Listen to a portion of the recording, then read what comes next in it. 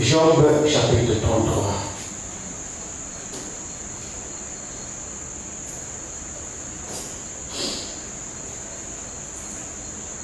Nous commençons la lecture à partir du verset 22. Job 33, à partir du verset 22. Nous lisons la parole du Seigneur. Alors il prend, excusez-moi, je suis au verset 1. Son âme s'approche de la fosse et sa vie des messagers de la mort. Mais s'il se trouve pour lui un ange intercesseur, un d'entre 1000, qui annonce à l'homme la voie qu'il doit suivre, Dieu a compassion de lui et dit à l'ange, délivre-le afin qu'il ne descende pas dans la fosse. J'ai trouvé une rançon. Que le Seigneur bénisse encore sa parole pour nous asseoir.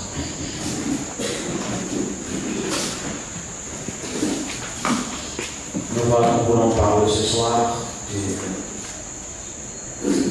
Nous sommes gardés. Je ne sais pas, on dit.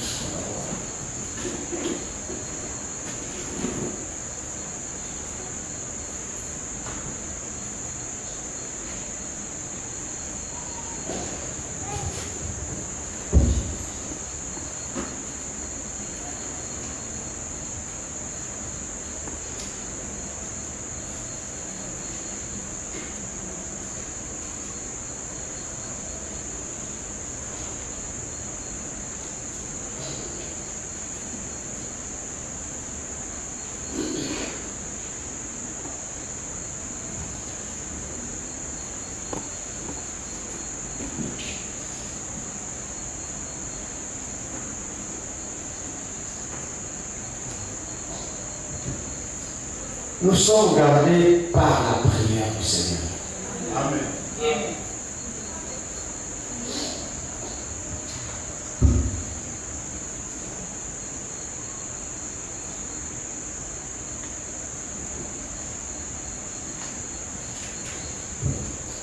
Nous sommes gardés par la prière du Seigneur. Avec cela, nous allons, comme le titre le dit, allons-y dans Jean 17.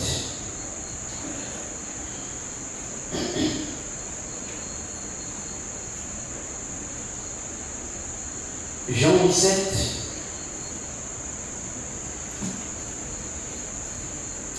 nous allons commencer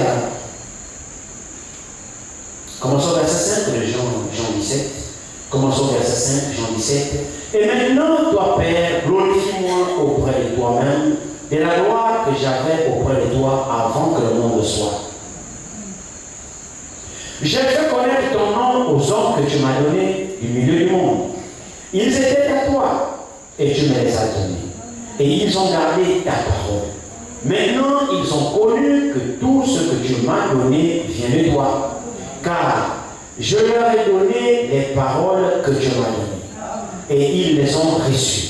Et ils ont vraiment connu que je suis sorti de toi. Et ils ont cru que tu m'as envoyé. C'est pour eux que je prie. Je ne prie pas pour le monde, mais pour ceux que tu m'as donnés parce qu'ils sont à toi. Et tout ce qui est à toi est à tout ce qui est à moi est à toi. Et ce qui est à toi est à moi. Et je suis glorifié en eux. Je ne suis plus dans le monde. Et ils sont dans le monde. Je vais à toi.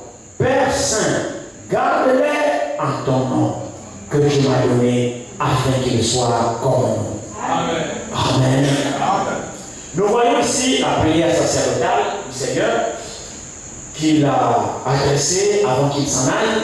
Et nous voyons, il lit explicitement lui-même ici. C'est pas moi, lui-même il le dit explicitement. Le verset 9, il dit, c'est pour eux que je prie. Amen. Je ne prie pas pour le monde. Amen. C'est clair.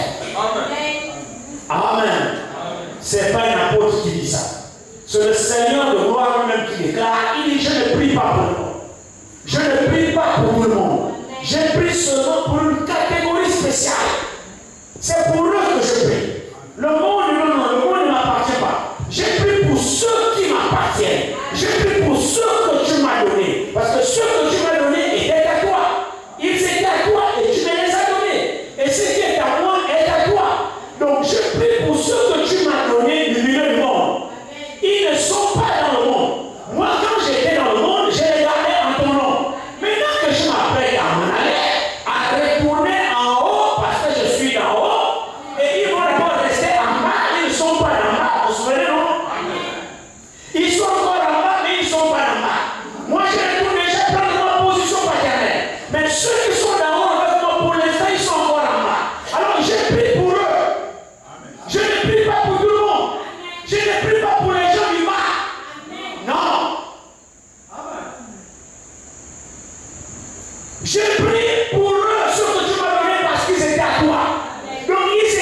descendus. Ici, maintenant, ils sont dans ce monde. Pourquoi? Ce monde est problématique. Amen. Ce monde est difficile. Frère, il n'y a rien qui soit facile ici. Vous voyez, quand vous lisez dans le Timothée, l'apôtre Paul dit que dans les derniers jours, les temps seront difficiles. Mais quand Paul dit cela à Timothée, eh bien évidemment, les temps ne sont pas difficiles pour les gens là-bas. Non. Pour eux, les choses ne sont pas difficiles. Les choses sont difficiles pour toi et moi. Les choses sont difficiles pour les enfants de Dieu. Parce que le diable va corser. Nous ne sommes pas de ce monde. Alors il possède tous ces biens de ce monde. Même pour travailler, c'est des problèmes. Pour gagner quelque chose, c'est des problèmes. Pour manger, c'est des problèmes. C'est la corruption partout. Tu peux être diplômé, tu peux avoir la capacité, tout ce que tu veux. Quand tu vas postuler, il faut faire des compromissions quelque part. Si tu veux garder la voiture, tu n'es reçu nulle part. Alléluia. Alors, devant la difficulté du monde, devant les problèmes de cette terre, Jésus, voyant cela, il nous précède déjà dans la gloire. Mais il nous laisse d'abord ici. Il sait que les choses vont être difficiles pour nous. Il a prié avance. Amen. Dans la prière du Seigneur, il y a tout dedans. Amen. Tout est englobé dedans. Les attaques, les difficultés, les problèmes, la sorcellerie, le vampire, la magie, les accidents, les épidémies, tout est dedans. La prière du Seigneur nous garde. Il a prié d'avance parce qu'il sait ce que nous endurons ici. C'est vrai, frère. Les tentations, il a prié déjà pour ça. Les problèmes, il a prié déjà pour ça. Les séductions, il a prié déjà pour ça. Il a fait le parcours de toi et moi. Nous ne sommes pas ici. Nous sommes là haut. Mais nous avons laissé ici en bas. Et le propriétaire d'ici sait que nous ne sommes pas à lui. Parce qu'il observe notre vie. Nous ne sommes pas du monde. C'est vrai, non? Alors, lorsqu'il y a les gens du monde qui se réjouissent sur les plaisirs du monde, quand ils regardent dans ce livre, ils disent oui, mais j'ai des étrangers ici chez moi. Ils ne boivent pas le vin, ils ne se souillent pas, ils ne font pas ceci. Mais qu'est-ce qu'on fait sur ma terre? Alors, ils nous disent la terre. Et le Seigneur, voyant cela, il dit oh, je prie déjà d'avance pour eux. Je ne prie pas pour tout le monde, non. Je prie pour une catégorie de personnes, ceux qui m'appartiennent. Frère, jusqu'à ce soir maintenant, nous sommes gardés par cette prière. Elle est encore agissante ce soir. Elle est encore efficace ce soir. Jusqu'à dernier lieu, la prière là est vivante et efficace jusqu'à ce que le dernier lieu entre. Quand le dernier lieu entrera, la prière va se stopper. Jusqu'à ce que le dernier lieu soit encore dans le monde, la prière là agit, les gars. Tu prends la voiture, les accidents pour tous meurent sauf toi. Nous ne sommes pas gardés par nous-mêmes. Non. N'allez jamais croire ça. Tu dors, tu te réveilles, tu es en bonne santé, c'est pas toi. C'est la prière du Seigneur. Parce qu'il te connaissait. Le problème, c'est que l'on ne comprend pas ces choses. On ne comprend pas ces choses. Nous ne sommes les rêves. En tout et pour tout. Tu ne vaux rien sans cette prière. Non, tu ne vaux rien. Le diable, non, fait une bouchée de toi. Mais comme il a déjà prié d'avance, quand le diable vient pour la prière du Seigneur, où tu vas où? Il a déjà prié. Et comme le Seigneur a prié, Dieu exauce tout. Il a dit au tombeau de Lazare, Père, je sais que tu m'exauces toujours. Frère, nous sommes gardés par cette prière. Ce monde est pourri. Ce monde est souillé. Ce monde est pervers. Tu ne peux pas toi-même marcher comme tu marcheras. Tu n'as pas de force. C'est la prière du Seigneur qui est là. Parce qu'il te connaissait. Il ne veut pas que tu participes à ces choses. Toi-même, tu es fait. Tu n'as aucune force, tu es fait. Tu as fait les chairs et les sangs. Tu es tenté, tu es séduit. Tu penses que toi tu as une force. Non, tu n'as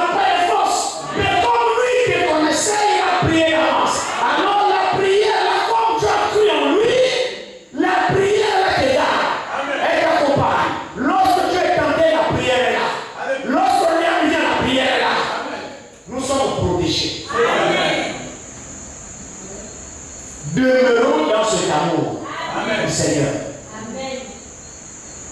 Alors, nous voyons que Job a passé des moments difficiles. Au point où, à un moment donné, le Job, il comprenait plus très bien sa vie. Alors, il a commencé à se plaindre. Il a osé s'en prendre à Dieu. Il a dit non, Dieu est injuste. Moi, je ne sais pas ce que j'ai fait. J'ai fait tout pour me sanctifier. J'ai fait tout pour servir Dieu. Je sacrifie même pour mes enfants d'avance. Amen. Mais quand même, ceci m'arrive, je ne comprends pas ce qui m'arrive. Qu'est-ce que j'ai fait? Alors Job clamait son innocence. Job s'est pensé juste. Il clamait son innocence. Il se reprochait de rien. Il fait le tour, il trouve. Mais pourquoi tout ceci m'arrive? Alors il a commencé à se plaindre. Pour vanter ses mérites. Mon frère, ma soeur, nous n'avons pas de mérite à vanter devant Dieu. Il n'y a pas.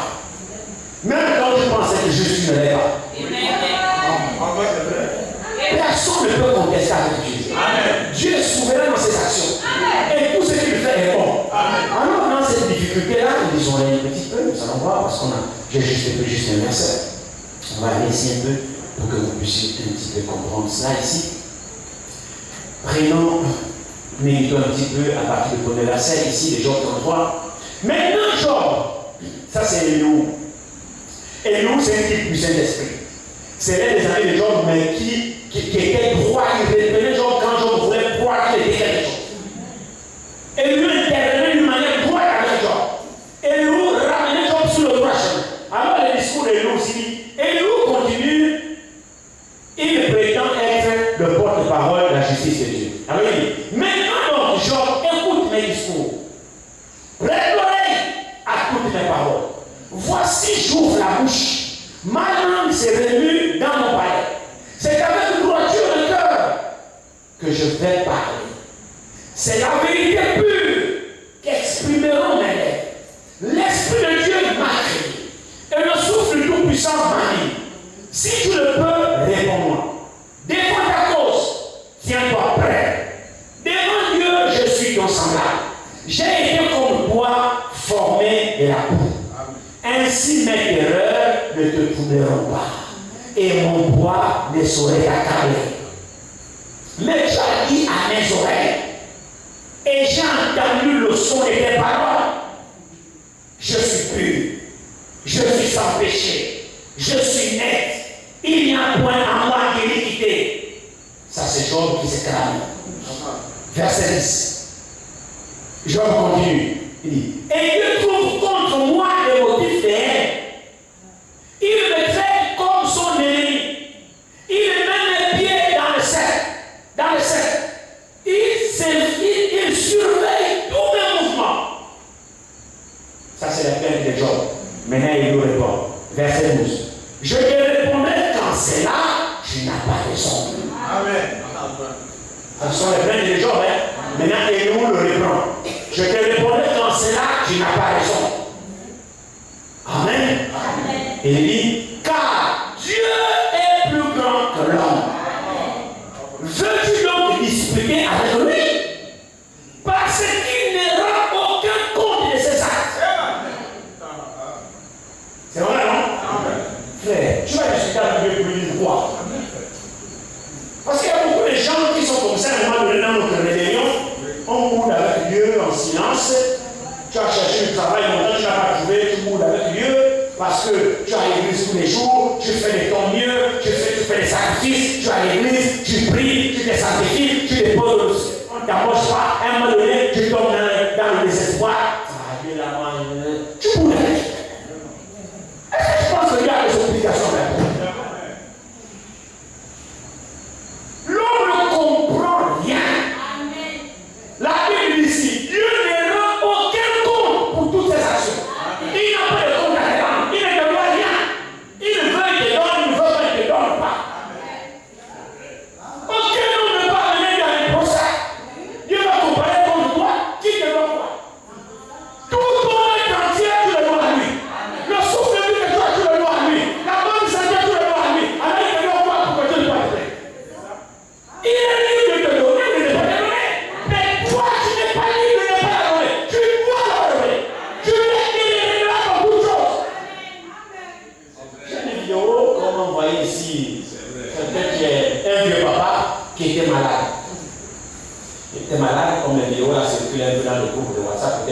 voir tout cela.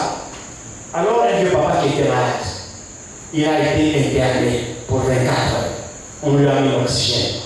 On a mis l'oxygène pour 24 heures, tout ça. Le matin, il s'est réveillé, il était bien portant. Il était dans une clinique. Après, pour avoir d'être à l'hôpital, on a donné la facture. La facture s'était élevée à combien de dollars, des centaines de dollars ou d'euros, j'en sais rien. Il a regardé la facture. Il a dit, ça la facture pour 24 heures. Oui, pour l'ancienne de ma vie. C'est ça que je paye pour 24 heures. On dit oui, c'est ça ta facture devant le docteur. Alors il a fondé en larmes le vieux papa. Il a pleuré. Le docteur pensait qu'il pleurait parce qu'il n'avait pas l'argent pour payer.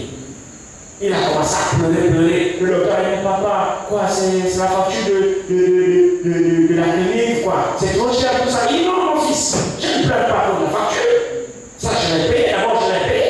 Mais je pleure parce qu'en 24 heures de l'oxygène que vous m'avez mis, je paye ça. Et quand je pense que depuis mon jeune âge, jusqu'à ce que je suis vieux, je respire l'oxygène de Dieu gratuitement. Même si Dieu me fait ça, je vais payer combien à Dieu? Je n'ai fait que 24 heures dans votre clinique. Regardez le montant de l'oxygène de ma vie. Vous me facturez 24 heures ça. Bon, regardez comment je suis déjà un vieil homme. Depuis ma naissance, je respire l'oxygène de Dieu gratuitement. Même si Dieu me facture ça. C'est clair. Frère, on doit tout à Dieu. À dire que quand on prie, on a bon monde, on fait ceci, on adore pleurer. Frère, nous ne savons pas ce que nous faisons. Nous sommes rêveurs en toutes choses. Que tu pries, te donne, qu'il ne te donne pas, il n'a jamais dit de voir. Amen. Il dit ici, Alléluia, Jean dit, car Dieu, je suis au verset 12, je te répondrai quand c'est là, tu n'as pas raison, car Dieu est plus grand que l'homme. Veux-tu donc disputer avec lui, parce qu'il ne rend aucun compte de ses actes. Amen. Dieu parle tantôt d'une manière, c'est ça. Amen. Dieu parle tantôt d'une manière, tantôt d'une autre. Et l'on n'y prend pas garde, l'on n'y prend point garde. Il parle par les songes, par des visions nocturnes. Quand les hommes sont livrés à un profond sommeil, quand ils sont endormis sur leur couche, alors il leur donne des avertissements et met le sceau à ses instructions, afin de détourner l'homme du mal et de le préserver de l'orgueil. Amen. De préserver de l'orgueil, afin de garantir son âme de la force et sa vie des coups du glaive. Par la douleur aussi, l'homme est repris sur sa couche. Quand une lutte continue, vient agiter ses seaux. Alors il prend un égout du pain, le pain. Même les aliments les plus exquis, sa chair se consume et disparaît. Ses os qu'on ne voyait pas sont mis à nu. Son âme s'approche de la fosse et sa vie des messagers de la mort. Mais s'il se trouve pour lui un ange intercesseur, un d'entre mille, qui annonce à l'homme la voie qu'il doit suivre, Dieu a compassion de lui et dit à l'ange, délivre-le, afin qu'il ne descende pas dans la fosse. J'ai trouvé une rançon. Alléluia. Mon frère, ma soeur, l'amour de Dieu sur nous est incomparable. Ce que Dieu fait pour toi, ce que Dieu fait pour moi, nos yeux ne peuvent pas voir ça. Mais l'amour de Dieu pour nous est incomparable. Dieu est un tel homme que Dieu ne peut pas entrer en contestation avec l'homme. C'est Dieu qui a créé l'homme. Dieu connaît les limites de l'homme.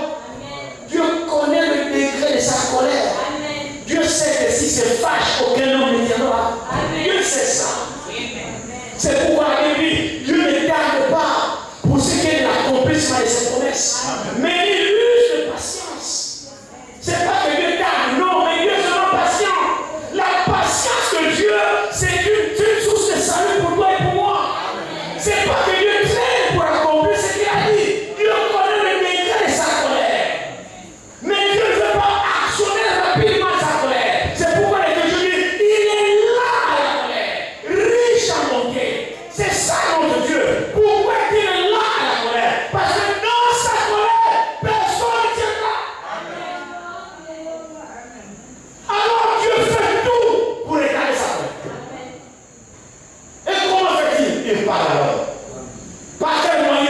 tous les moyens.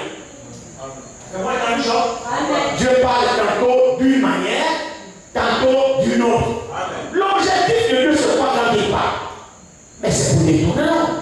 Pour montrer à l'homme la voie qu'il doit suivre. Nous prenons souvent des voies tortueuses. Mais Dieu parle. Pourquoi? Parce qu'il est l'homme. Pourquoi? Parce qu'il ne veut pas amener l'homme au jugement de lui. Parce que le jugement de Dieu est sans miséricorde. C'est pourquoi alors il déploie son amour pour montrer à l'homme la voie, pour parler à l'homme. Alors, qu'est-ce que Dieu a fait? Dans la misère de l'homme, dans l'accablance de l'homme, il est l'intercesseur. Amen. Vous savez, quand vous regardez à la grandeur de Dieu, Dieu a tout fait. Hein? Il a tout fait. Il est même celui qui fait tout. Il est le créateur. Amen. Amen. Il est le créateur. Amen. Il est également le sauveur. Amen. Il est le créateur.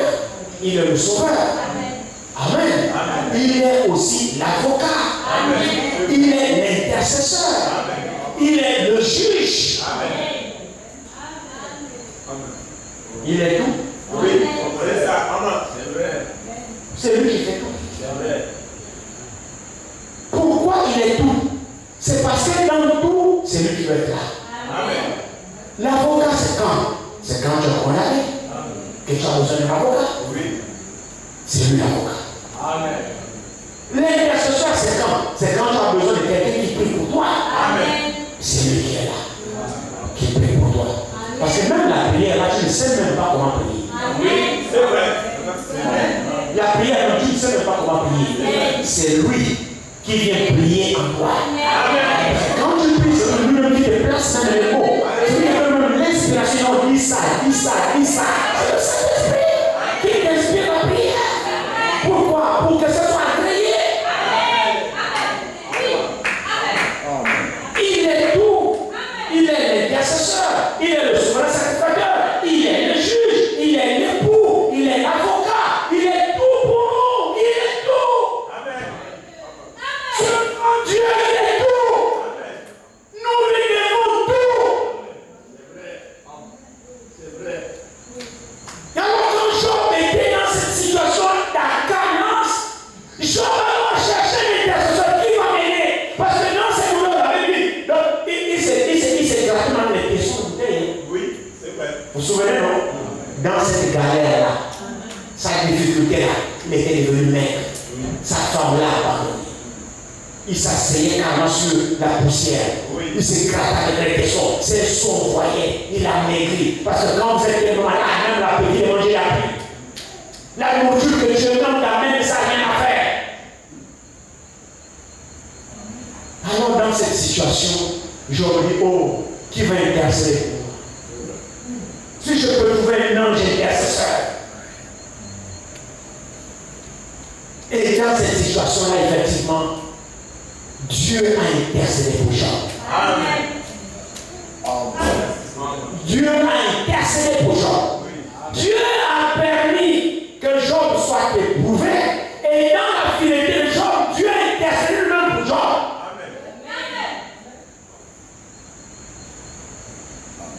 Alors l'intercession du Seigneur, la prière du Seigneur ou l'intercession du Seigneur, c'est ce qui montre que présentement, il est souverain sacrificateur. Amen. Pendant que je suis en train de parler, c'est cette fonction qu'il occupe en ce moment. Amen. Oh, le souverain sacrificateur, son rôle c'est quoi? C'est intercéder. Amen. Pourquoi intercède-t-il? C'est parce qu'il sait que moi je suis encore sur la terre. Oui. J'ai encore le même manquement. J'ai encore des problèmes. J'ai encore des difficultés. Il y a encore des choses que je ne parviens pas encore. Alors il joue ce rôle-là. Il sait que je veux arriver. Alors il connaît mes faiblesses. Alors il intercède pour moi. Quand j'ai prévu, je dis Père, n'aime plus que pas ça. Il est en train, il est sur la route. Et s'il est sur le chemin de voie, s'il a été, ne même plus pas ça. Il est entre Dieu et nous. Il intercède pour toi et pour moi. Frère, c'est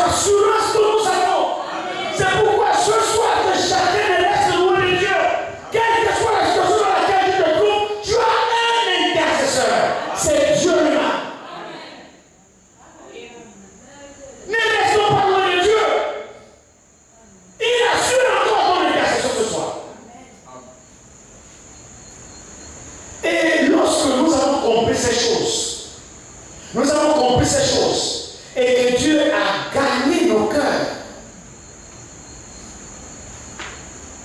notre marche change. Amen. Vous savez, lorsque vous comprenez, dans votre marche, c'est comme un enfant, tu commences à marcher, tu tombes, tu te relèves, tu cours, tu apprends à courir, tu tombes, tu te relèves. C'est en forgeant qu'on devient forgeant. Jusqu'à ce que tu grandis, tu deviens solide. Tu peux me la courir. C'est ça notre marche spirituelle. Amen. Et Dieu est là pour nous relever quand nous dormons. Et il prend courage, continue la marche. Et quand tu as atteint un certain niveau dans ta spiritualité, tu peux alors comprendre l'amour de Dieu pour toi. Amen.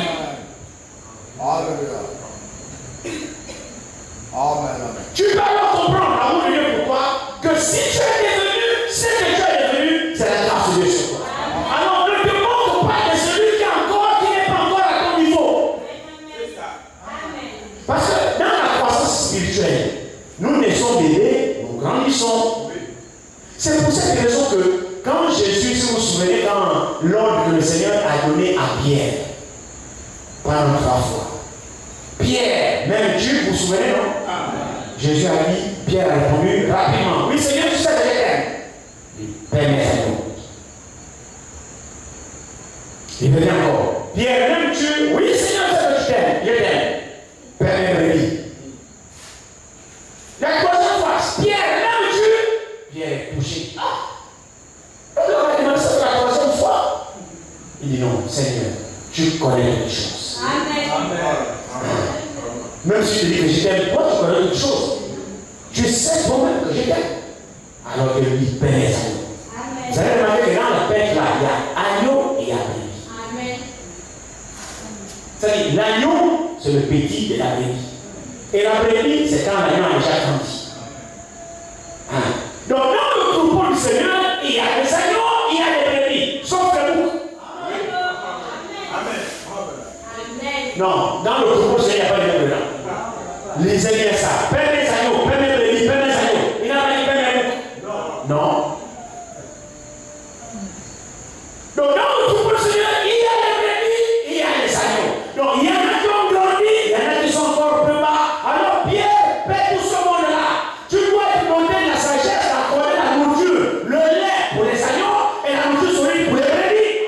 Donc, toi, en tant que berger, Pierre, tu dois pouvoir être équipé d'avoir la nourriture des agneaux et la nourriture des brebis. Quand nous sommes bébés, c'est le lait. Mais quand on grandit, c'est la nourriture solide. Alors, pour cela, effectivement, Pierre doit pouvoir nourrir le troupeau du Seigneur qui est constitué et les agneaux et les brebis. Amen. Alors, quand tu as grandi maintenant, tu comprends que l'autre agneau est encore tout petit, déséduit, tu dois pouvoir l'aider à marcher. Parce que l'objectif, c'est qu'on doit tous arriver. L'objectif, c'est qu'on doit tous arriver. On doit tous atteindre la maturité spirituelle. On doit tous être des hommes faits, des femmes faites. Et lorsque nous pénétrons dans l'amour de Dieu et que nous voyons la patience de Dieu, alors cela va nous enseigner. Je disais tout à l'heure que Dieu ne rentre pas rapidement en jugement avec l'homme. Non. Mais Dieu use ses patience. Il veut quoi? Il veut que l'homme revienne sur le droit chemin. C'est ça ce que Dieu veut. Que l'homme revienne sur le droit chemin. Et il y a une histoire qui me vient en pensée. On va peut-être repartir sur cette histoire-là. Faisons ça rapidement avant d'évoluer. Allons-y dans Genèse 18.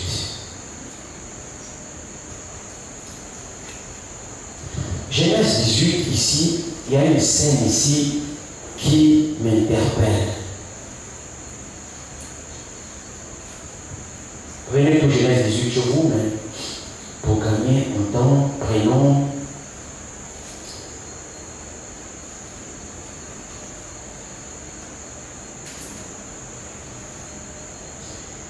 Commençons au verset 16 de Genèse 18. On commence au verset 14 d'ailleurs. Verset 13. L'Éternel dit à Abraham, pourquoi donc Sarah a-t-elle ri en disant, est-ce que vraiment j'aurai un enfant, moi qui suis vieille? Y a-t-il quelque chose qui soit étonnant de la part de l'Éternel? Autant fixé, je reviendrai vers toi. À cette même époque, et Sarah aura un fils. Sarah mentit en disant, je n'ai pas ri, car elle eut peur. Mais il dit, au contraire, je ris. Ces hommes s'élevèrent pour partir, et ils regardèrent du côté de son homme. Abraham alla avec eux pour les accompagner. Verset 17. Alors l'Éternel dit, cacherai-je à Abraham ce que je vais faire? Abraham deviendra certainement une nation grande et puissante, et en lui seront bénies toutes les nations de la terre. Car je l'ai choisi, afin qu'il ordonne à ses fils et à sa maison après lui de garder la voie de l'Éternel en pratiquant la droiture et la justice. Et qu'ainsi l'Éternel accomplisse en faveur d'Abraham les promesses qu'il lui a faites. Et l'Éternel dit, le cri contre Sodome et Gomorrhe s'est accru, et leur péché est énorme. C'est pourquoi je vais descendre, et je verrai s'ils ont agi entièrement selon le bruit venu jusqu'à moi. Et si cela n'est pas, je le saurai. Amen. Les hommes s'éloignèrent et allèrent vers Sodome, mais Abraham s'était encore en présence de l'Éternel. Amen. Amen. Ici, nous connaissons tous cette histoire. C'est l'histoire de Sodome. Il était à Sodome, il y avait l'eau là-bas. Et Abraham n'était pas Sodome. Alors, Abraham a reçu la visitation de 3 anges, comme nous le savons. Parmi les 3 anges, il y avait l'Éternel. Il était assis sur le chêne de Mamré. Alors, il a manifesté le discernement des pensées. Il a révélé à Abraham de ce qui était dans le cœur de Sarah pendant que Sarah était dans la cuisine. Il a dit pourquoi ta femme Sarah. Il a manifesté le discernement des pensées. Il a donné la promesse à cela. Et après avoir donné la promesse à Abraham, qui était l'homme de la promesse, alors il était accompagné de 2 anges. Les 2 anges ont regardé vers Sodome. Et les 2 anges ont quitté l'Éternel, se sont dirigés, ils ont pris la direction de Sodome. Amen. Alors, ils se sont dirigés à Sodome pour faire quoi? Pour aller détruire Sodome. La raison pour laquelle ils sont descendus, c'est pour aller détruire Sodome. Or, Dieu dit ici, l'Éternel dit d'Abraham que je suis descendu, effectivement, parce que j'ai entendu. Allez très bien ici. Il dit, verset 20, il dit, et l'Éternel dit, le cri contre Sodome et Gomorrhe s'est accru, et leur péché est énorme. C'est pourquoi je vais descendre, et je verrai s'ils ont agi entièrement selon le bruit venu jusqu'à moi. S'il vous plaît, un instant. Ça semble bizarre. Amen. Vous ne trouvez pas que ce passage est bizarre? Amen. Attendez, il est Dieu, non? Amen. Est-ce qu'il est Dieu? Amen. Vous pensez que du haut de sa divinité là-bas, il ne voyait pas ce qui était dans son nom? Avait-il besoin de descendre pour se rassurer ainsi? Non. Ici, c'est pourquoi je vais descendre et je verrai s'ils ont agi entièrement selon le bruit venu jusqu'à moi. Si cela n'est pas, je le saurai. Non, tu sais. Est-ce que l'église est là? Amen. Laissez-moi vous apprendre qu'il sait. Amen. Il n'a pas besoin de descendre, il sait. Alors pourquoi l'eau est-il descendu?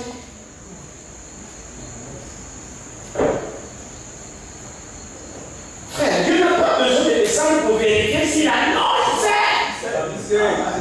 La sodomie là-bas, il voyait. C'est que lui demande de payer là-bas, il voyait, il sait.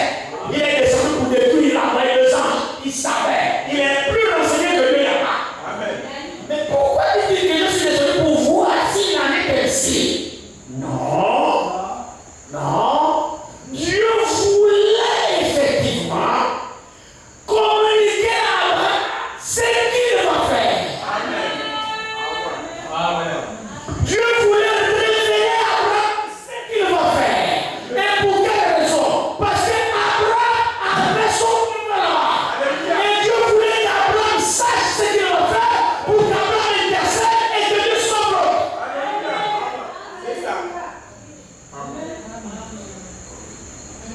C'est pas qu'il voulait se renseigner pour voir, non.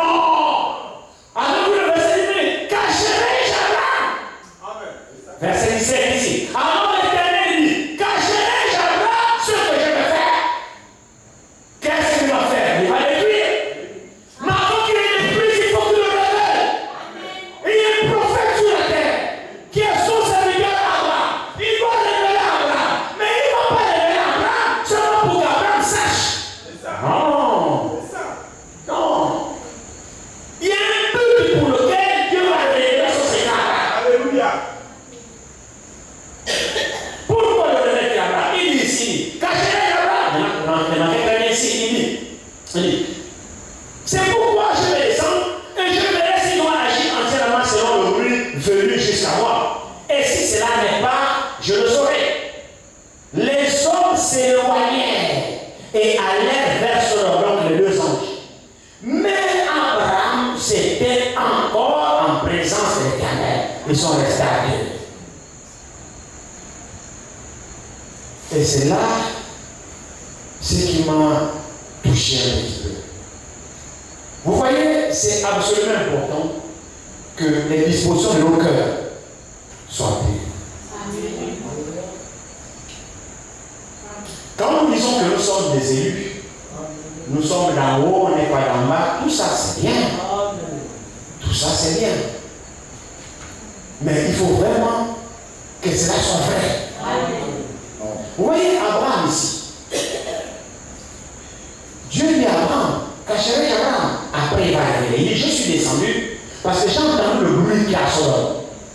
Là-bas, Sodome, j'ai entendu un bruit. Le péché est monté jusqu'à moi, Abraham. Abraham était loin de Sodome. Il n'était pas dans le péché. Mais le péché était à Sodome. Et dans Sodome, là-bas, il y avait son neveu. Amen. Donc le fils de son frère. Son frère était décédé. L'autre était à Sodome où il y avait les péchés. Oui. Alors Dieu descend. C'est pas qu'il ne savait pas ce qu'il y a là. Amen. Mais Dieu voulait révéler à Abraham et pour voir quelle attitude Abraham va avoir. Amen. Lorsqu'il va prendre ce qu'il va faire à Sodome. Est-ce qu'Abraham va se réjouir? Est-ce qu'Abraham va dire oui Seigneur, tue-les, c'est bon. Détruis-les, comment? Il y a une bonne de pays là-bas, tue-les. Quels seront les sentiments d'Abraham?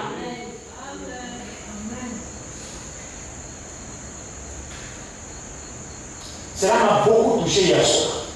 Quand j'ai lu ce passage, le Seigneur m'a montré beaucoup de choses. J'ai dit, oh Seigneur, aide-moi. Frères et sœurs, Abraham savait qu'il y avait le péché à Sodome. Abraham savait. Abraham savait que les gens qui étaient à Sodome, c'était des pervers.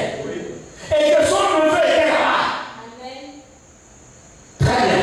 Maintenant, Dieu vient, l'autre ne savait pas. Maintenant, Dieu révèle à Abraham, il est sur le détruire. Si c'est comme ça, je vais le détruire. Abraham, qu'est-ce que tu vas faire? Est-ce qu'Abraham va se réjouir? Est-ce qu'Abraham va dire, si oui, c'est bon, Seigneur, tue-les? Bien, mes frères et sœurs, faisons attention à nos pensées et à nos sentiments. Amen. La Bible dit, ne te réjouis pas du malheur de ton prochain. Amen. Souvent, les sentiments que nous avons, parce que nos sentiments prennent fin. Quand tu apprends que ton frère est amoureux, quand tu apprends que ta soeur est amoureux, quels sont les sentiments qui se dégagent de toi? Est-ce que tu es content au plus profond de toi? Ou bien alors tu es touché dans ton cœur? Ça aussi, Dieu sait le voir. Les pensées qui sont dans nous, lorsqu'on apprend le malheur sur un frère, ou le malheur sur une soeur, ou le malheur sur le frère est amoureux, la soeur est amoureux, ça devient l'objet de conversation. Ça aussi, Dieu sait le voir. Abraham restait à deux avec Dieu. Abraham, qu'est-ce que tu vas faire? Oh, c'est une occasion de me dire, Seigneur, non. Tu sais, moi, je ne suis pas comme eux, moi, je suis saint. Tu sais, moi, en tout cas, Seigneur, non, je ne sais rien. Mais chose curieuse, Abraham n'a même pas pensé à rien. Quand Dieu l'a annoncé ce qui va se passer, ce qu'il va faire à Sodome, Abraham a commencé à intercéder. Oh, ça, frères et sœurs, c'est l'attitude d'un cœur réconcilié avec Dieu. C'est l'attitude d'un véritable fils de Dieu, une véritable fille de Dieu. Je vous le dis. Ce n'est pas des racontages qu'on fait là. Un véritable enfant de Dieu qui a pu aller dans son cœur. Frère mon ami, tu ne souhaiterais même pas que ton ennemi, ton pire ennemi, aille en enfer. Et pourtant, il est ton ennemi. Mais tu ne souhaiterais pas qu'il aille là. Ne te réjouis pas du malheur de ton ennemi. C'est ce que Dieu a dit. Alors Abraham s'est dit, regardez un peu ce qu'Abraham faisait ici. Je sais que nous connaissons tous ces passages-là. Alors, il dit, les hommes s'éloignèrent. Abraham, il dit, les hommes se sont au verset 22. Les hommes s'éloignèrent et allèrent vers Sodome. Mais Abraham s'était encore en présence de l'Éternel, parce qu'il est au courant de ce que Dieu va faire. Abraham s'approcha et dit, feras-tu aussi périr le juste avec le méchant? Peut-être y a-t-il 50 justes au milieu de la ville. Les feras-tu périr aussi? Et ne pardonneras-tu pas? Votre attention.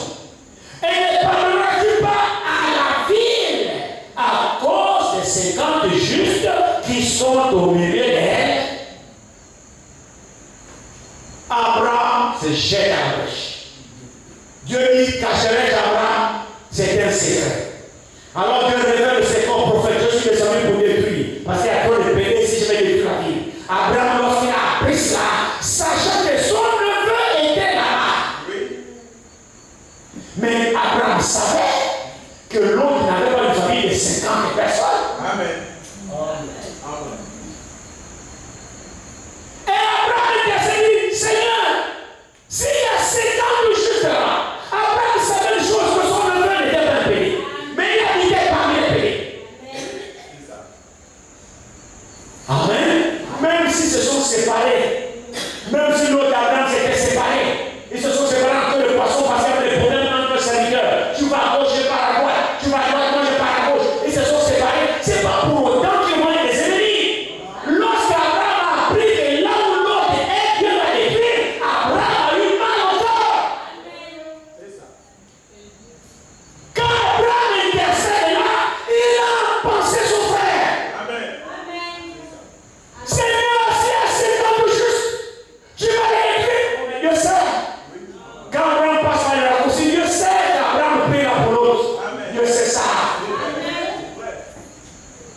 Maintenant, la prière d'Abraham englobe toute la ville. S'il y a 50 justes, Dieu n'a pas dit, Abraham n'a pas dit, détruis la ville et épargne les justes. C'est pas ça la prière d'Abraham. Abraham dit, est-ce que tu vas détruire la ville à cause de 50 justes? Maintenant Dieu répond à Abraham. Dieu dit, s'il y a 50 justes, je ne détruirai pas la ville. Donc parmi la ville, il y a des péchés. S'il y a 50 justes dans les péchés là, j'ai pas la ville. Parce que c'est la prière d'Abraham, c'est l'intercession d'Abraham. Abraham est devenu intercesseur en faveur de son frère qui était dans les problèmes. C'est ça l'attitude d'un élu. Un élu ne se réjouit jamais des difficultés de son frère. Et quand on parle du frère, on va dire ici, c'est pas prière d'en haut en haut. Abraham était touché dans son cœur. Abraham a pris ce problème d'une manière sérieuse. Comment nous prions pour les autres? Lorsque l'on donne nos requêtes, comment est-ce que tu pries? Est-ce que tu pries vraiment étant touché ou tu fais des prières de forme seulement? Parce qu'il y a prier et prier. Abraham est dit ici, il dit, Abraham s'approcha et dit, feras-tu aussi périr le juste avec le méchant? Peut-être qu'il y a 50 justes au milieu de la ville. Les feras-tu périr aussi? Et ne pardonneras-tu pas à la ville à cause des 50 justes qui sont au milieu d'elle? Faire mourir le juste avec le méchant, en sorte qu'il en soit du juste comme du méchant, loin de toi. Cette manière d'agir. Oh, Abraham connaissait Dieu. Alléluia. Abraham parle ici à son Dieu comme le connaissant. Il dit non, moi, il est mon Dieu. Le Dieu que je prie, n'agit pas comme ça. Le Dieu que moi je prie, moi, Abraham, l'éternel auquel je prie, c'est un Dieu de justice. Lui, il est loin de lui de punir le méchant avec le mauvais, le bon. Lui, il va punir le bon avec le méchant. Le sort du méchant n'est pas le sort de l'homme juste. Loin de l'éternel d'agir comme ça. Parce que Abraham le connaissait. Toi, tu le connais. C'est comment le Dieu que tu pries. Connais-tu ses principes? Abraham ici lui parle à l'éternel, il est loin de toi d'agir comme ça. Le Dieu, toi que je connais là, toi que je connais là, je pense. Mais regardez ici, il dit, loin de toi cette manière d'agir, loin de toi, celui qui juge toute la terre n'exercera-t-il pas la justice pour l'interrogation? Plus que ce qu'Abraham a dit est juste. Alors l'Éternel répond, et l'Éternel dit, si je trouve dans Sodome 50 justes au milieu de la ville, je pardonnerai à toute la ville à cause d'eux. C'est la vie. Dieu répond à l'intercession d'Allah. Abraham a placé la barre à 50 pour sauver la vie. Dieu dit ok, pourquoi frère, Dieu écoute la prière des élus. Amen. Quand tu es en harmonie avec Dieu, ta relation est parfaite avec Dieu. Quand tu pries, Dieu t'écoute. La Bible dit le juste crie et l'éternel entend. Ici, Dieu exauce la prière. Frères et sœurs, s'il y avait 50 justes, son nom de combat aurait été fait. Parce que Dieu répondait à la prière de son élu. Dieu obéit à moi. Abraham, tu as dit 50, tu veux que je prie à 50 de la vie, je vais lui dire, bon, ok, comme toi tu veux que si à 50, tu veux que je ne détruise pas la vie si à 50. C'est la demande d'Abraham. Seigneur, si à 50, ne peux-tu pas épargner la vie à quoi de 50? Dieu envoie l'oreille à la prière de son élu. Dieu dit, très bien, si à 50, comme tu le demandes, je vais épargner toute la vie à quoi de ces 50-là. Dieu dit, j'exauce à ta prière. Abraham dit, bon, dans les syllabes, peut-être qu'il n'y a pas 50, j'ai des encore. Vous voyez comment Abraham est en train d'amener Dieu. Et Dieu suit Abraham. Parce qu'Abraham fait grâce auprès de Dieu. Vous ne savez pas la position que vous avez en tant qu'élu. Si votre relation est parfaite avec Dieu, regardez ce qui se passe ici. Il a dit d'abord 50, non? Il était 50. Il a dit d'abord 50. Verset 27. Abraham reprit et dit, voici j'ai osé parler au Seigneur. Moi qui ne suis que poudre de cendre. Il reconnaît qu'il n'est rien, mais la grâce de Dieu est sur lui. J'ai osé parler, voici j'ai osé parler au Seigneur. Moi qui ne suis que poudre de cendre. Peut-être que 50 justes en manquera-t-il 5. Il diminue à 5. Pour 5, détruiras-tu toute la ville? Et l'Éternel dit, je ne la détruirai pas si je trouve 45 justes. Alors dit Abraham, je te suis. Ta préoccupation, je suis avec toi. Amen. C'est lui-même qui a dit, cacherai-je Abraham? Non. Ce pourquoi il a révélé à Abraham, Abraham est en train d'intercéder et Dieu le savait. Frères et sœurs, quand Dieu nous révèle les choses, est-ce que nous faisons intercédons? Est-ce que nous prions? Vous savez, je crois que c'est le témoignage, le frère Anissé, je pense. C'est le frère Anissé. Où le Seigneur lui disait de prier, c'était ça, c'était le frère Anissé. Non, pas le frère Anissé. Écoutez, frères et sœurs, quand tu sens dans ton cœur quelque chose de dit, lève-toi, prie, obéis. Amen. Dieu parle tantôt d'une manière, tantôt d'une autre. Amen. Quand tu sens dans ton cœur une pression qui te dit, lève-toi, prie, mourir le sommeil. Amen. Fais tes efforts, prie. Amen. Parce que Dieu écoute la prière de ses enfants. Amen. Dieu exauce la prière de ses élus. Quand nous prions, la Bible dit la prière du juste a une plus grande efficacité devant Dieu.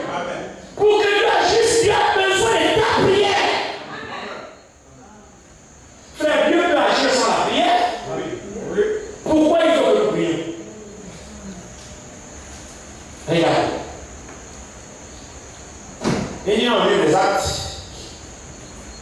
voici les signes qui accompagneront ceux qui auront cru. En mon nom, ils chasseront les démons. Ils imposeront les malades, les malades seront guéris. C'est vrai, non? C'est pas dans la prière. Est-ce que c'est la prière? Maintenant, alors, si on ne prie pas, comment Dieu va agir? Mais nous savons que Dieu peut agir sans la prière. Nous savons qu'il est Dieu. Mais il veut que nous puissions prier. Quand nous prions, il est content. C'est quand un père parle comme un enfant parle à son père. Imaginez, vous avez les enfants dans la maison. L'enfant ne garde jamais la parole. L'enfant ne te demande jamais rien. Tu es dans la maison avec les enfants. L'enfant ne te parle jamais. Il se réveille le matin, il va à ses occupations, il va à gauche, il va à droite. Il ne te parle pas, il ne te demande rien, il ne te fait rien. Vous savez quel genre de relation à la maison. L'enfant va se dire, bon, écoute, papa connaît mes besoins. Est-ce que moi j'ai besoin de lui que papa achète-moi la chaussure? Papa, c'est censé savoir que il faut que j'arrive, j'ai besoin de la chaussure. Papa est censé savoir que je dois boire de l'eau. Papa est censé savoir que je dois manger, j'en sais rien. Oui, mais quand tu as un certain âge, on le fait pour les bébés. Le bébé ne sait pas s'exprimer. Mais quand tu as un âge où tu peux déjà parler, alors tu as maintenant la parole. Tu as le droit d'exprimer pour exprimer ton besoin auprès de ton Père.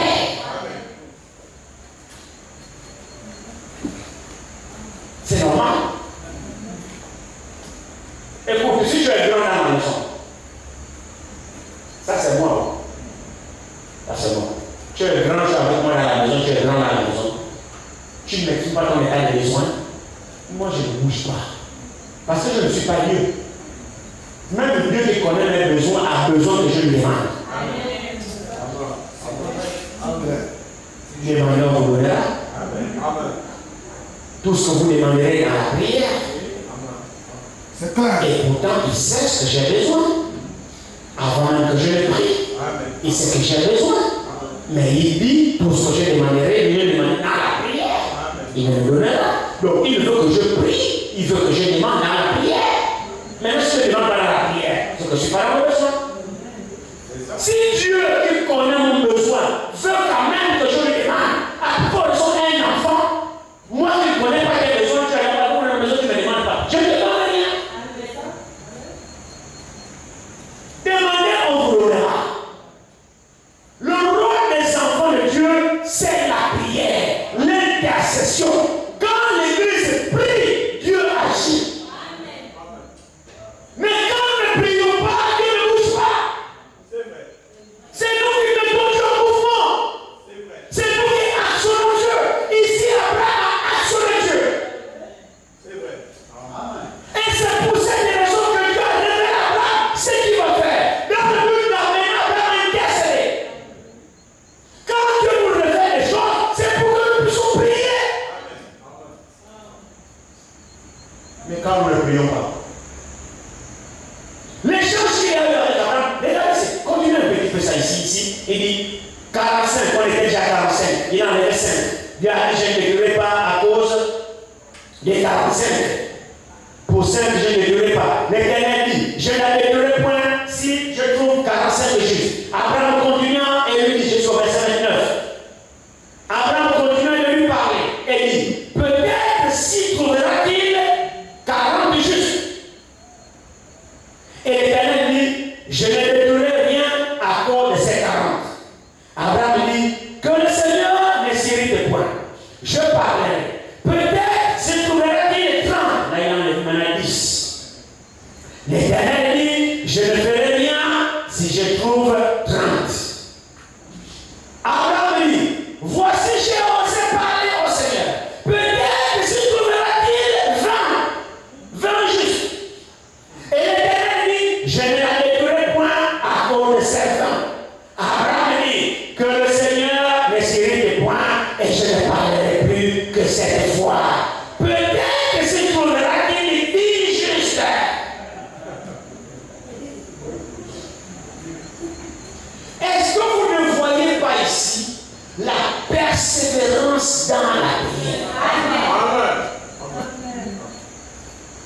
persévérance dans l'intercession. Abraham part de 50 pour arriver à 10. Vous savez, quand je méditais sur ça hier, mais bon, on va garder ça comme ça. On va garder ça comme ça. Abraham s'est arrêté à 10. Amen.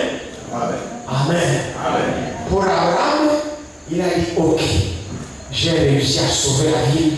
Pour Abraham, il est quand même convaincu que non. Malgré les pédés qui sont là-bas, Sodome et Gomorrhe, les deux villes là, malgré le degré des pédés, il y a quand même juste qu'ils ne sont pas pédés là. Je suis convaincu. C'est pourquoi Abraham a arrêté le quota à 10. Mais c'était sans compter avec les sodomites. Il se trouve qu'il n'y avait même pas 10.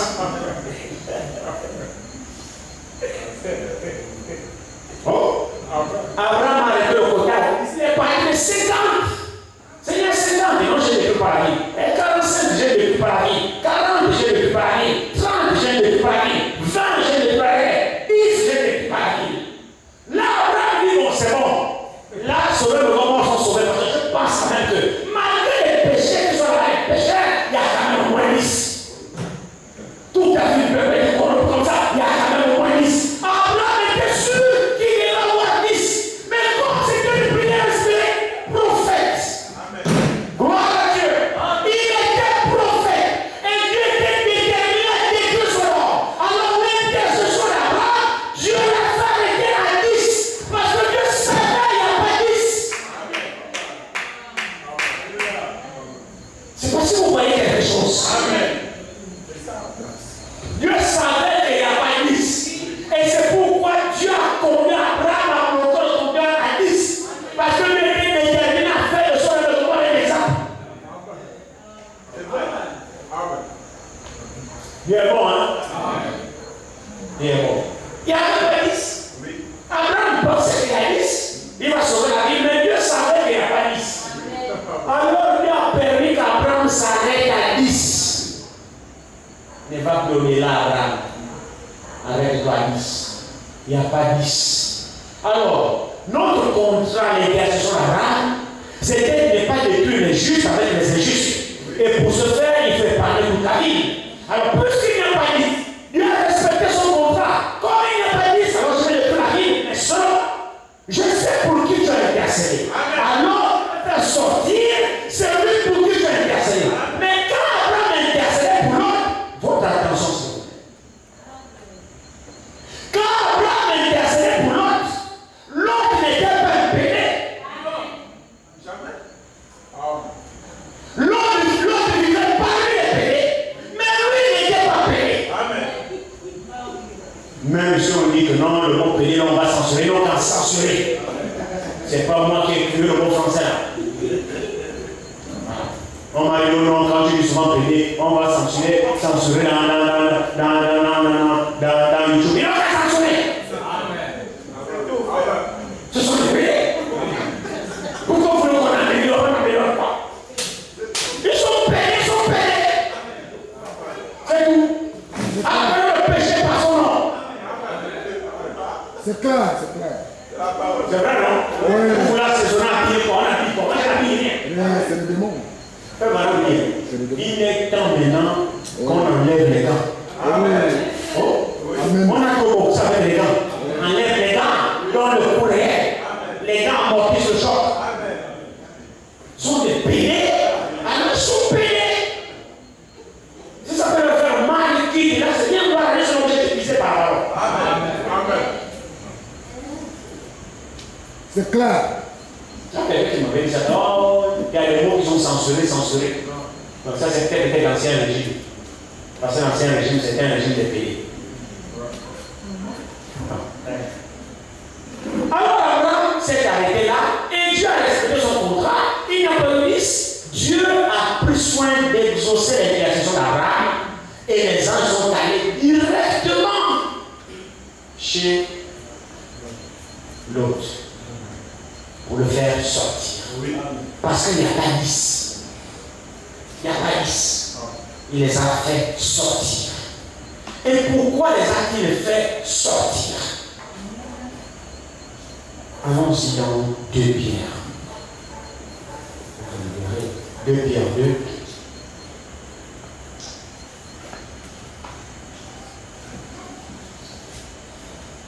Deuxième Pierre 2, 2 Pierre 2.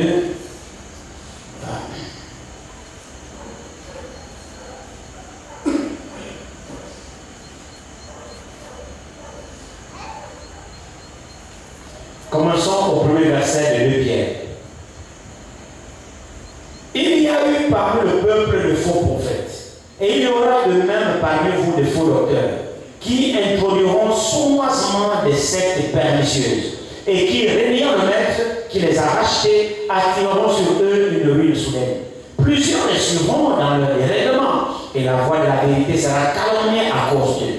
Par cupidité, ils vous exploiteront au moyen des paroles trompeuses, eux que menace depuis longtemps la condamnation et dont la ruine ne sommeille point.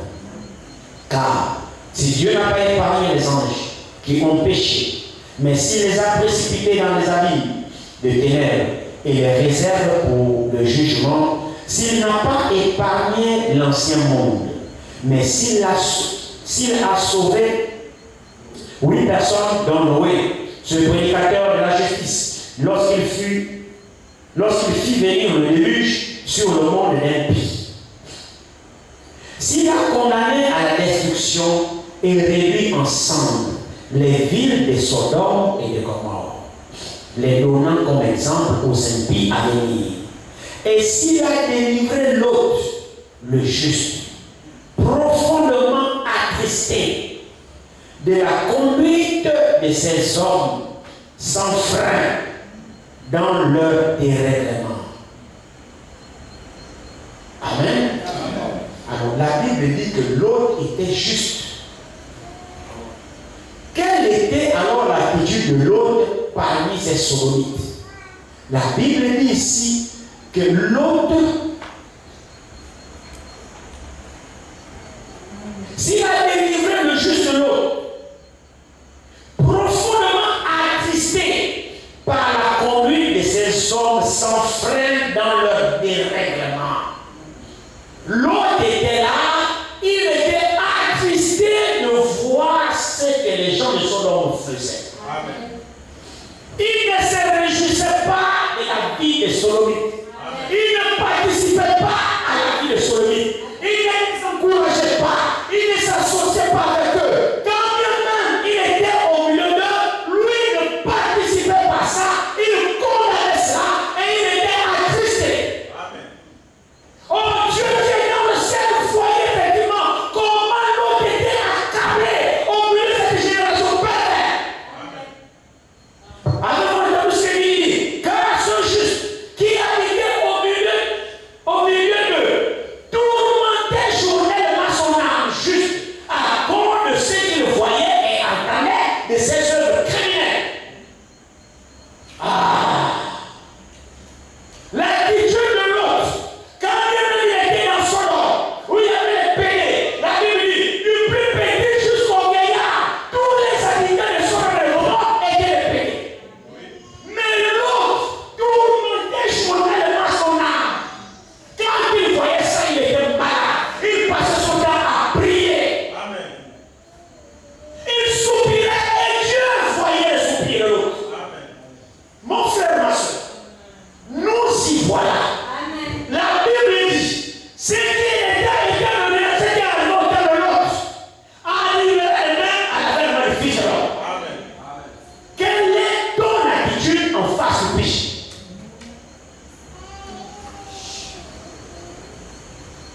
Quelle est ton attitude en face du péché? Quand toi tu vois le péché, n'est-ce pas tu acclames? N'est-ce pas tu fermes les yeux devant le péché? N'est-ce pas tu approuves ceux qui font le péché? N'est-ce pas tu accompagnes même dans le péché? Tu participes, tu encourages, tu soutiens. Quelle est ton attitude face au péché? La Bible donne ici témoignage de l'autre. Laissez-moi vous lire cela.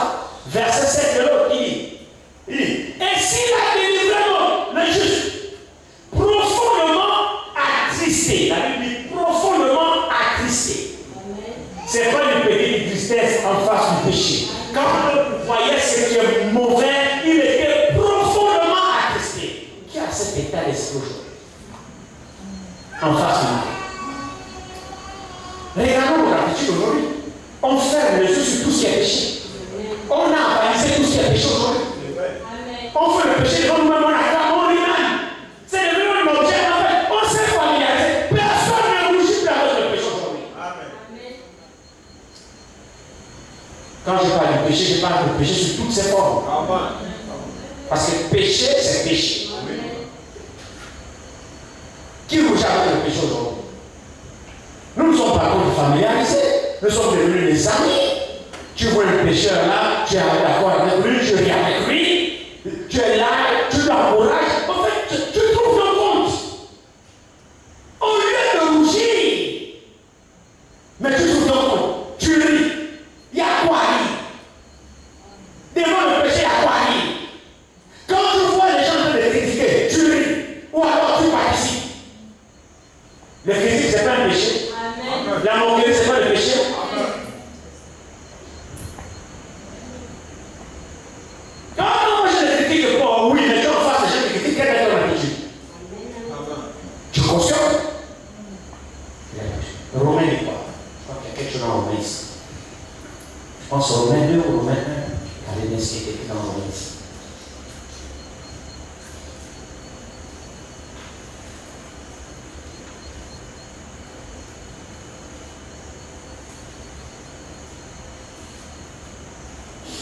Il dit ici, Romains.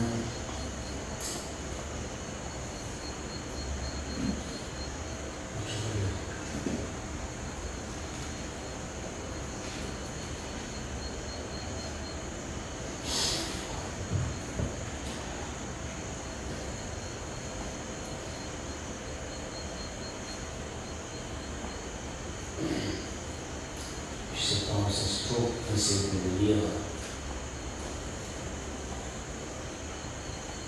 Qui approuve ceux qui le font, je crois.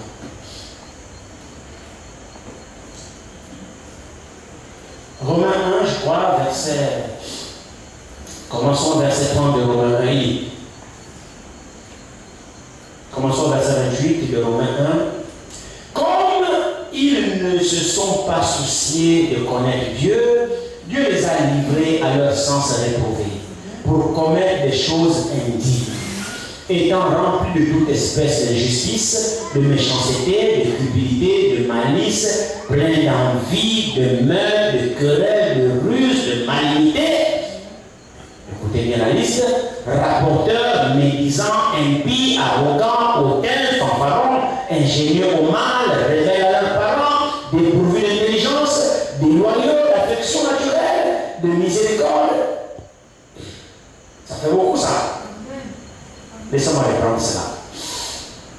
Comme ils ne se sont pas souciés de connaître Dieu, Dieu les a livrés à leur sens réprouvé pour commettre des choses indignes, étant remplis de toute espèce d'injustice, de méchanceté, de cupidité, de malice, plein d'envie, de meurtre, de querelle, de ruse, de malignité, rapporteurs, médisants, impies, arrogants, hautains, fanfarons, ingénieux au mal.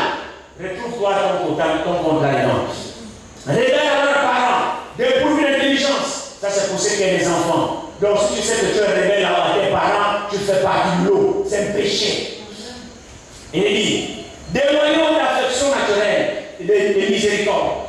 Et bien qu'ils connaissent le jugement de Dieu, déclarant dignes de mort ceux qui commettent de telles choses, non seulement ils les font, mais encore, ils approuvent ce qu'ils font.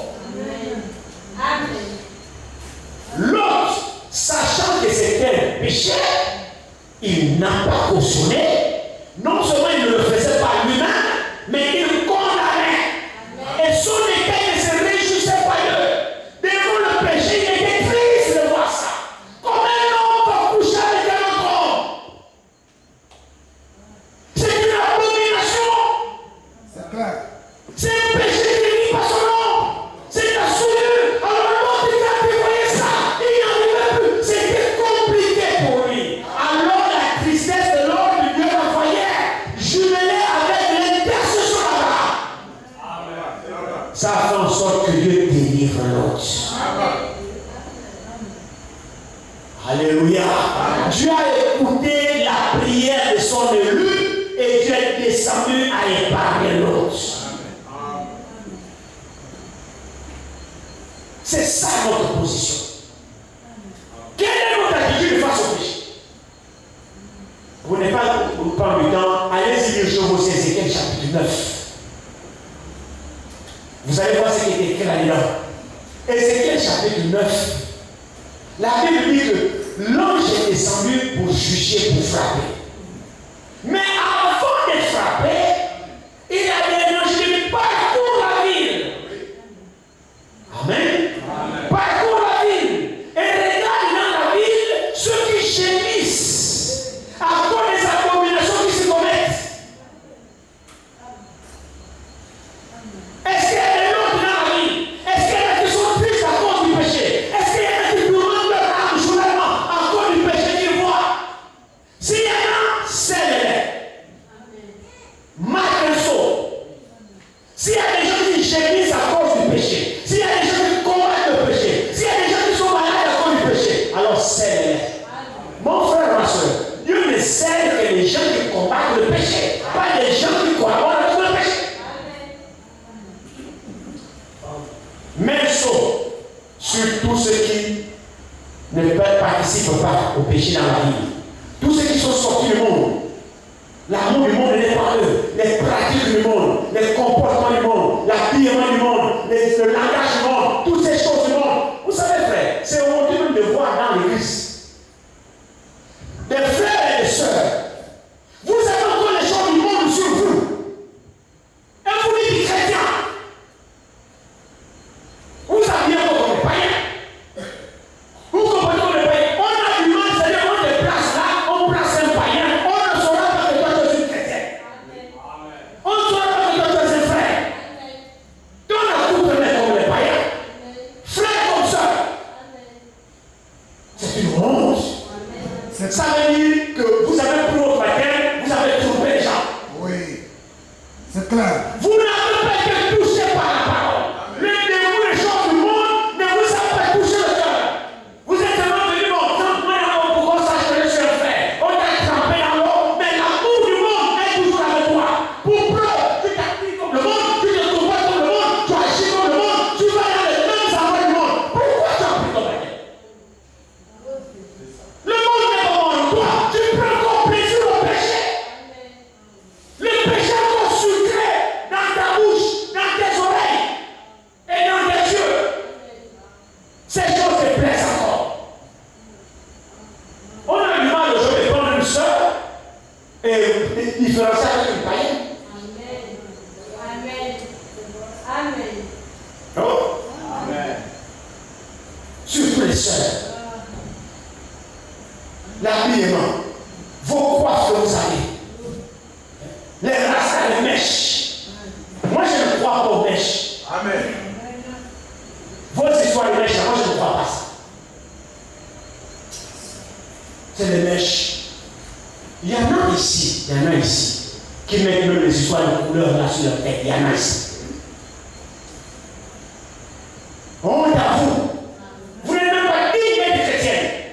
Vous ne l'êtes même pas. Il faut que la vérité vous soit dite. Oui. C'est clair. Le vert, le jaune, le rouge, tu as vu qui avait les choses comme ça. La honte, non, vous n'avez plus. Elles sont là, ça. Au niveau sont d'elles, on dit que c'est une sœur de Christ. Non. Tu glorifies Jésus en quoi? C'est l'amour du monde qui est dans ton cœur. Ne mens pas. Le monde est plein dans ton cœur. Alors, tu ne seras pas scellé. Parce que le scellement, c'est pour des gens qui crient contre le péché. Des gens qui gémissent contre le péché. Tu as marre de ça. C'est pourquoi tu dis, Seigneur, délivre-moi de ça. Mais toi, tu te plais là-dedans.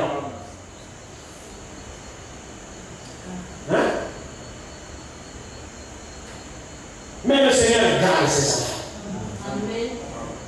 Le Seigneur garde ses enfants. C'est l'intercession du Seigneur qui nous garde. Nous, ses enfants, c'est sa prière qui nous garde. Pour ceux qui veulent se sanctifier.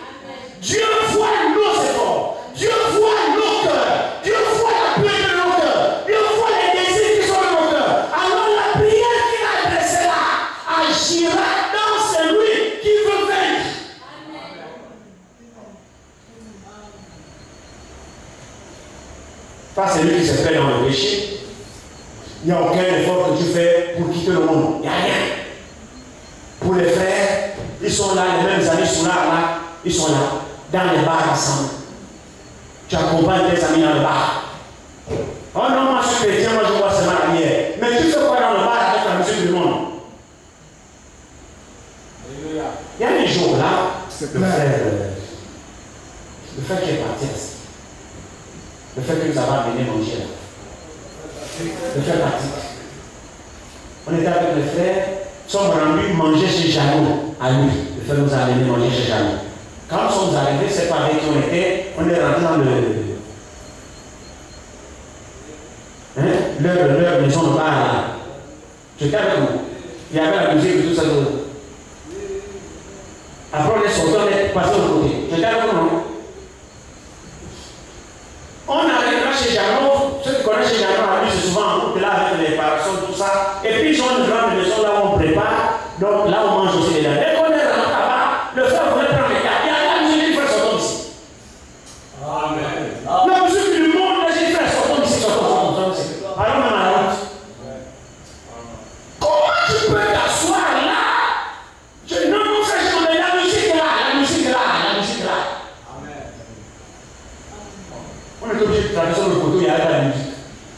On a pris le table avec les frères, on a mangé notre poisson là comme on a mangé. Toi, tu fais quoi dans un bar? Avec les païens.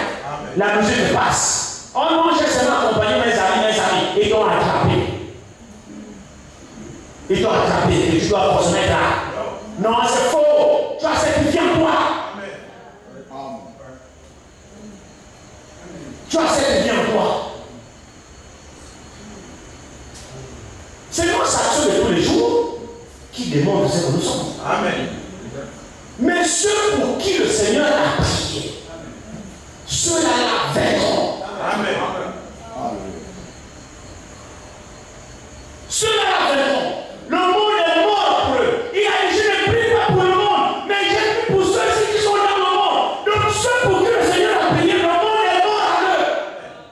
Maintenant, regarde, toi, si le Seigneur a prié pour toi, mais il a prié pour quoi? De les préserver du malin, de les garder du monde. Ils ne sont pas du monde. Donc les choses du monde n'ont plus d'influence sur un chrétien. Quand bien même nous sommes dans le monde, les choses du monde n'ont plus d'influence dans notre vie. Mais c'est la vérité, frère. Sinon, pourquoi le Seigneur a prié? S'il a prié, où sont ceux pour qui il a prié? Ils sont où? Parce qu'il a dit, je ne prie pas seulement pour ceux-ci, les apôtres qui étaient ici, mais j'ai pris aussi pour ceux qui croiront en moi par leur parole. Toi, tu n'as pas fait un Jésus par la parole apostolique. Est-ce que tu as appris au Seigneur par la parole apostolique? Le message apostolique. C'est celui qui t'a été apporté, non? Alors, si tu crois comme les apôtres, alors cette prière doit agir en toi. C'est pour toi qu'il a aussi prié. Mais il a prié pourquoi? Et l'on a dit quoi sur le monde. C'est pour ça qu'il a prié. Garde-les du malin. Je ne prie pas de les sauver du monde, mais de les préserver du malin. Donc la prière du Seigneur nous donne la victoire sur le monde. Notre vie n'est plus conforme à la vie du monde. Si Abraham a intercédé, c'est pour que l'homme ne se confonde pas au pays. Et le Seigneur, c'est lui l'intercesseur. En réalité, Abraham n'a joué que le rôle de l'intercesseur lui-même. Le véritable intercesseur, c'est Dieu lui-même. Et il a déjà prié pour nous. Alléluia. Il nous est là. J'essaie de nous comprendre. Pourquoi il priait? Mais c'est pour que nous puissions avoir la victoire sur le monde. Et quand je parle du monde, je parle du système, la vie du monde, l'influence du monde, les comportements du monde, l'habillement du monde, le langage, tout ce qui appartient au monde, le Seigneur a prié. Pour que ceux qui croient à sa parole aient la victoire.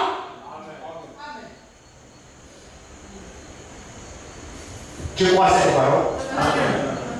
Tu crois à cette parole? Amen. Ou alors l'efficacité de la prière dans ta vie? Vous savez,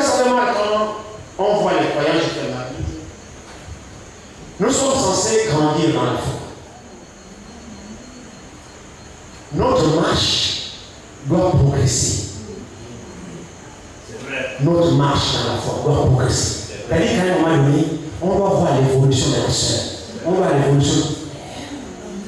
1 an, 2 ans, 1 mois, 2 mois, 6 mois. Après 6 mois, tu es toujours pareil. Même si on dit que tu ne connais pas chanter. Après 1 an, tu es toujours pareil. Tu n'as jamais décollé de ta marche spirituelle. Pose-toi des questions. Est-ce que tu as vraiment cru ou tu n'as pas cru? Tu es où?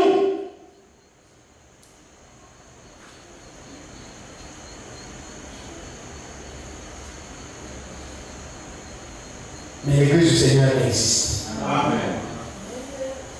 Les portes du séjour des morts ne pourront jamais la vaincre. C'est-à-dire, les choses du monde ne pourront plus vaincre les croyants. Amen. Les croyants pour qui le Seigneur a prié là, ceux-là ont la victoire. Amen. Ils ont la victoire sur la mort. Ils ont la victoire sur le péché. Ils ont la victoire sur tout ce qu'il y a. Alors, demandons que nous appartenons au Seigneur. Amen. Je ne te prie pas les autres du monde, mais de les préserver du mal. Amen. Alléluia. Amen. Je ne suis pas de ce monde. Eux aussi ne sont pas de ce monde. Est-ce que c'est vrai? Amen. Maintenant, quand tu me dis que je n'ai pas de ce monde. Amen. Mais si les choses du monde sont en toi, c'est que tu es de ce monde. Amen. Amen. Il y a des chrétiens ici. Bon, je ne dis pas chrétiens. Il y a des croyants ici qui ont encore la musique du monde dans leur téléphone. Oui. C'est vrai ou c'est faux? Amen. Il y en a ici dans leur téléphone qui écoutent la musique du monde. Il y en a ici qui portent, pour les seuls qui portent des pantalons. Vous les enlevez seulement quand vous ne venez pas à l'église. Mais quand vous êtes chaud, vous là-bas, vous portez des pantalons. Vous les sœurs. Et vous sortez avec ça. Vous montez vos forts. Comme les Jérusalem. Il y en a ici. Il y en a ici qui se maquillent. Des vrais païens qui se maquillent. Elles ont le rouge à lèvres, l'oreille, on perce les nez, on perce les langues, on perce les lèvres. Il y en a ici. Des païennes pures et simples. Il n'y a rien de Dieu en vous. Il n'y a rien. Quand ne vous mentez pas, c'est que l'amour du monde est encore en vous. Mais enlève mes poches. Je serai seulement surpris. Quand les autres partiront, tu resteras. Oh. Quand les autres partiront, tu resteras. Cacherai Abraham ce que je vais faire? Non. Amen. Dieu aussi a révélé son secret dans ces temps de la fin? Oui. Amen. Ce qui arrive au temps de l'autre arrivera à l'année, à la fin magnificente. On a reçu un prophète qui nous a révélé tout le message. Comment les sœurs doivent se comporter, comment elles doivent s'habiller. Quand vous ne lisez pas les brochures, vous ne lisez pas le message. C'est pourquoi vous entendez pas. Il n'y a pas de différence entre vous et les gens de Béthanie, les gens de ceci. C'est tout. Mais si vous croyez à la parole, la prière du Seigneur vous gardera du monde. Et le malin ne vous touchera pas. C'est clair. Si vous croyez à cet évangile, cette parole, la prière du Seigneur vous gardera. Et vous serez réservé. Amen. Et Dieu vous bénisse. Amen. Mais comme nous devons, désolé pour votre temps. Nous allons chanter ce monde n'est pas chez moi, je suis juste un passant. Le numéro 111. 111, hein? Numéro 111.